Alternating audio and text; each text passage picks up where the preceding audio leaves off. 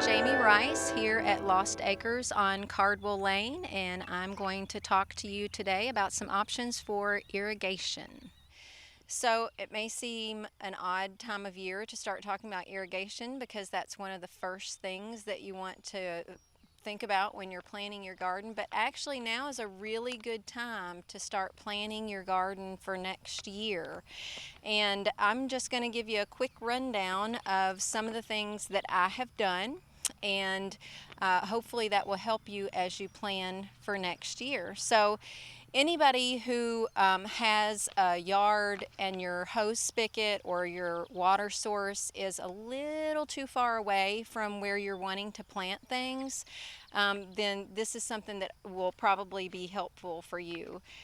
It's an option for irrigation that is affordable, and it's pretty simple. I mean, there are some pieces to it that you'll probably want to write down that you'll need to get, but it's not anything that you have to be an engineer to figure out. The reason why I chose this type of irrigation system, which I'll go over with you, is because it saves time. It's also healthier for the plants. So I'm using Polytubing. That is what I'm going to be talking to you about today, is Polytubing. And one of the things that happens with Polytubing is that it drips down into the soil and it goes really deeply into the soil. Sprinklers are fine for certain things, but some vegetables and fruit that water on top of the leaves just tends to cause problems, and the roots may end up being kind of shallow. With polytubing, your roots are going to be going down deeper and they get more firmly established, and therefore you'll have healthier fruit.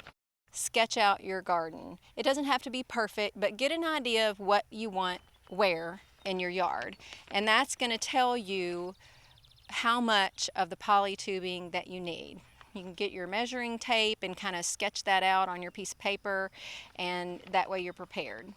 I have certain pieces to this that I will share with you that I would say would be helpful.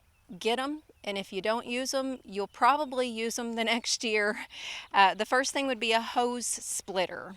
This allows you to do several things at once. You may want water to your garden, but you may also want to wash your car or rinse your lawnmower off. And this way you don't have to connect and unconnect constantly. So a hose splitter.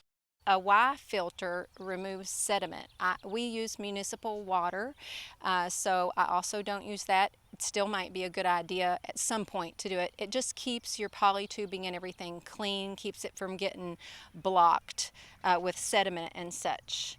And an automatic timer. It's optional, but I'm telling you what, that is going to save you some time. You turn that on and you can go weed, you can go harvest, you can do other things, and you don't have to worry about standing there and watering your garden.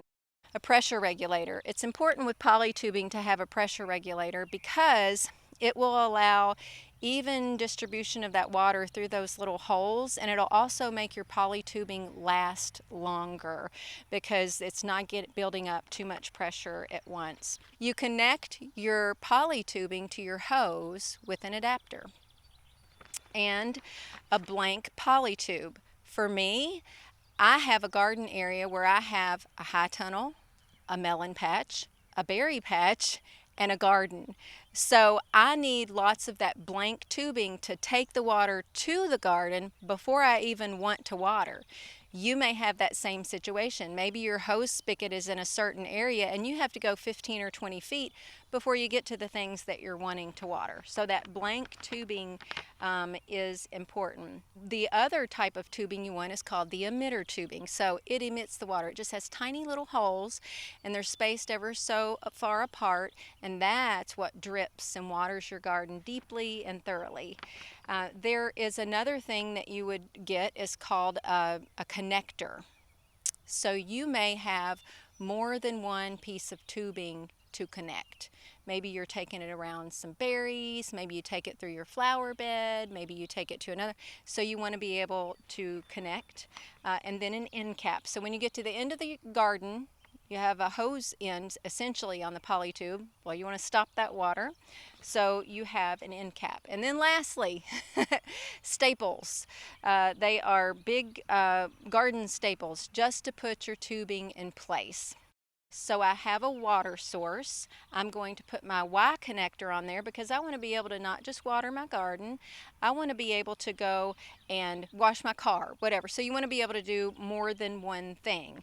So you have your Y connector. Then the next thing you want to do is you want to have a timer. So you're not standing there and wasting your time. With your timer, after that, you want your pressure regulator because we're getting ready to attach our tube that is going to, the blank tube that's going to take us to our garden spot. Then we have our little connector that connects the blank one to the emitter. And we put those staples in around our garden wherever we want. And when we're finished, we put the end cap on the end of the polytubing. So, just to kind of recap, who would use polytubing? Anybody who has a water source that is a little too far away from their garden, or you're thinking, you know, I kind of need a healthier alternative to that, using an overhead sprinkling onto the leaves. I'm not saying that's bad, but it's just not the best for everything. And why would you do it? It waters the roots deeply, and so they get established more firmly. It saves on diseases like powdery mildew. It's also going to save you time. If you use that timer, you can do other things. When would you do it? I would start planting your garden right now. So that you're prepared, because spring will be around the corner before you know it, and that one of the first things that you want to think about is irrigation so that you're prepared.